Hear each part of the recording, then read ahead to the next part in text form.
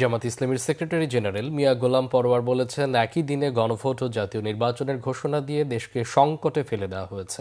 খুলনা একটি জনসভায় তিনি এই মন্তব্য করেন। গোলাম পরোয়ার বলেন, আগে গণভোট দিয়ে জুলাই সনদের ভিত্তি তৈরি না হলে জাতীয় নির্বাচনের কোনো আইনগত ভিত্তি থাকবে না। 2026 সালের জাতীয় নির্বাচনের আইনি কোনো ভিত্তি নেই উল্লেখ করে তিনি বলেন, সংবিধানে প্রতি 5 বছর অন্তর অন্তর নির্বাচন হওয়ার কথা আছে। সবশেষ নির্বাচন হয়েছে 2024 সালে। তার দাবি, সংবিধানের অনেক ধারা এবং অনেক অনুচ্ছেদ এরই মধ্যে অকার্যকর হয়ে পড়েছে। প্রধান উপদেষ্টা কিভাবে অন্তর্বর্তী সরকারের প্রধান হয়েছেন তাও সংবিধানে উল্লেখ নেই। অনেক সংকট একজন ভোটার বুঝতে পারছে না কি সংস্কার হবে।